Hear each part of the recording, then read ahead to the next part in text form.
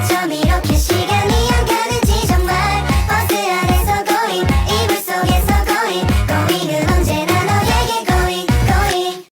Selamat sore, perkenalkan nama saya Claudia Elsindeja, saya dari kelas 12 IPS 2. Dan pada video kali ini saya akan membahas mengenai materi jurnal umum dan buku besar. Nah, yang pertama kita akan membahas mengenai apa itu jurnal umum. Jadi, jurnal umum itu merupakan suatu media untuk mencatat semua jenis transaksi yang terjadi dalam proses akuntansi. Nah, jurnal umum ini memuat tanggal, nama akun, nilai transaksi, dan sisi pencatatan transaksi. Untuk contoh transaksi yang pertama berbunyi, pada tanggal 3 Mei diterima penyetoran modal dari Alfred berupa gedung senilai 100 juta dan peralatan senilai 20 juta. Di sini saya sudah membuat tabel untuk persamaan jurnal umum. Nah, yang pertama pada tanggal 3 Mei kita tulis nama akun yang pertama yaitu gedung. Gedung senilai 100 juta berada di debit. Sementara di kredit kita kasih strap.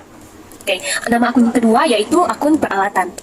Peralatan bernilai positif berada pada debit senilai 20 juta. Dan kredit kita kasih strap. Oke. Untuk akun ketiga yaitu modal. Di sini di debit kita kasih tanda strap, sementara di kredit senilai 120 juta. Karena modal ini merupakan sebuah kewajiban. Jadi rumusnya tadi, jika kewajiban bertambah, maka bernilai di kredit. Nah, untuk bunyi transaksi yang kedua yaitu pada tanggal 4 Mei dibeli perlengkapan seharga 3 juta. Yang dibayar hanya 500.000 dan sisanya dibayar kemudian. Nah, pada jurnal umum kita isi pada tanggal 4 Mei nama akun pertama yaitu akun perlengkapan.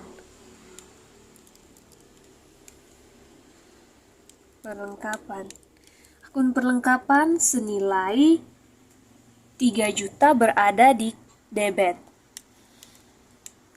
Sementara di kredit kita kasih tanda strap ya. Nah, nama akun kedua tanggal 4 bulan 5 ini adalah kas. Jadi kas ini berada di kredit. Sementara di debit kita kasih tanda strap, di kredit dia berjumlah 500.000. Untuk akun ketiga pada tanggal 4 ini yaitu utang.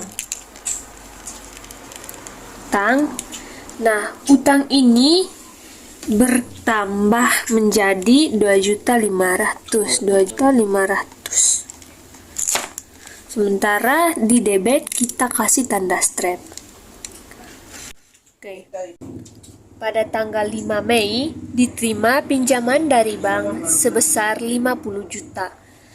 Nah, tanggal 5 Mei nama akun pertama pada tanggal 5 Mei ini adalah akun kas. Jadi, jika kas bertambah, maka kita isinya di debit senilai 50 juta. Kreditnya kita kasih tanda strap. Nah, akun kedua pada tanggal 5 ini yaitu utang. Nah, utang di sini kita kasih di kredit senilai 50 juta. Karena jika kewajiban bertambah, maka kita harus melakukannya pada posisi kredit. Pada tanggal 6 Mei diselesaikan jasa perbaikan kendaraan pelanggan seharga 1 juta. Yang dibayar hanya 200.000 dan sisanya itu dibayar kemudian. Pada tanggal 6 bulan Mei, nama akun pertama pada tanggal 6 ini adalah kas. Nah, kas dari perusahaan jasa ini bertambah sekitar atau senilai 200.000. Nah, nama akun kedua yaitu piutang. Piutangnya berada pada debit senilai 800.000. Nah, untuk nama akun ketiga yaitu pendapatan jasa. Pendapatan jasa, karena pendapatan jasanya kita isi di kredit senilai 1 juta rupiah. Nah, pada tanggal 10 dibayar gaji karyawan senilai 400.000. Pada tanggal 10 kita tulis tanggal di sini tanggal 10 bulan 5. Nah, nama akun pertama pada tanggal 10 bulan 5 ini adalah akun biaya gaji. Nah, biaya gaji ini senilai 400.000 berada di debit, sementara di kredit kita kasih tanda strap. Nah, akun kedua pada tanggal 10 bulan 5 ini adalah kas. Nah, kas berjumlah 400.000 di kredit. Karena kas ini kan merupakan harta, jadi jika harta berkurang otomatis tempatnya itu yaitu di kredit.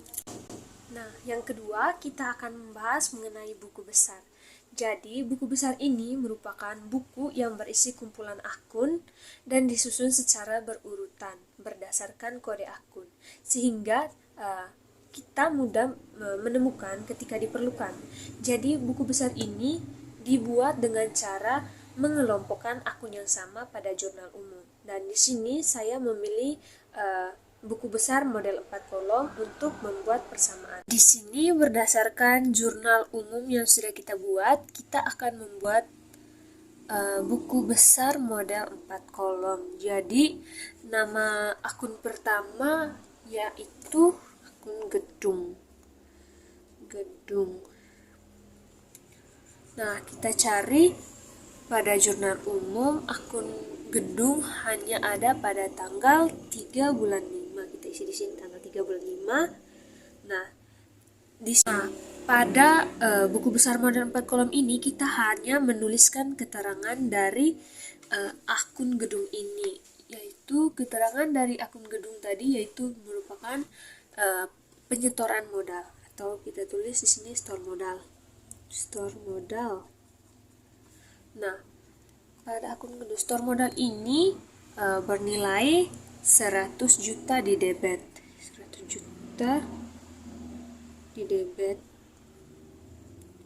Sementara kredit kita kasih strap. Nah, untuk saldonya ini kita masih menempatkan 100 jutanya ini pada debit.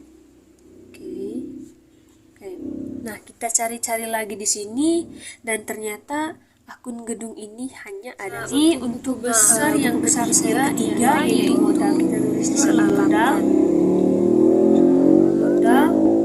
Dan kita cari di sini ada modal. Lihat pada jurnal umum yang sudah dibuat. Nama keterangannya tadi store modal. Ada pada tanggal 4 bulan 5. Akun nama keterangannya masih sama, berada di debit, maka kita tulis di sini store modal. Beli perlengkapan. Nah, kita lihat di sini modal ditempatkan pada kredit senilai 120 juta. Nah, kita lihat di sini. Nah, untuk saldonya itu sudah 3 juta berada pada kredit. Tulis di sini untuk buku besar yang ketiga yaitu modal. Kita tulis di sini modal dan debitnya saldo juga modal tulis 3 juta. Nah, modal hanya ada pada tanggal 3. Nah, untuk buku besar yang ke-5 yaitu kas. Kita tulis di sini kas nomor urut 5. Kita lihat pada jurnal umum kas ada pada tanggal 4 Mei dengan nama keterangannya yaitu beli perlengkapan. Pendapatan jasa perlengkapan. Nah, kas di sini bertanggapan pada kredit. Nah, debit kita kasih tanda strap dan di kredit kita tulis 500.000. Nah, di sini juga ditulis 500.000 pada saldo akhir ya. Nah, kita cari lagi di sini ternyata ada juga pada tanggal 5 Mei dengan nama keterangannya yaitu pinjaman bank. Nah, kita lihat pada jurnal umum pada tanggal 5 bulan 5 itu pinjaman bank itu senilai 50 juta berada di debit. 50 juta berada di debit. sementara kredit kita kasih tanda strap. Di sini karena tandanya berlawanan antara debit dan kredit, maka kita akan mengurangi karena waktu itu penjelasan ibu jika antara debit dan kredit itu berlawanan, maka kita akan mengurangi angka tersebut, dan jika antara debit dengan debit, maka kita akan menjumlahkan. Begitu pula sebaliknya dengan kredit. Oke, di sini kita akan menjumlahkan 50 juta, mengurangi antara 50 juta ini dengan 500.000 senilai 49.500.000 ini kita tulis di debit. Kenapa kita tulis di debit? Karena angka dari debit yang ini merupakan angka yang terbesar dibandingkan dari kredit. Itu 49.500.000.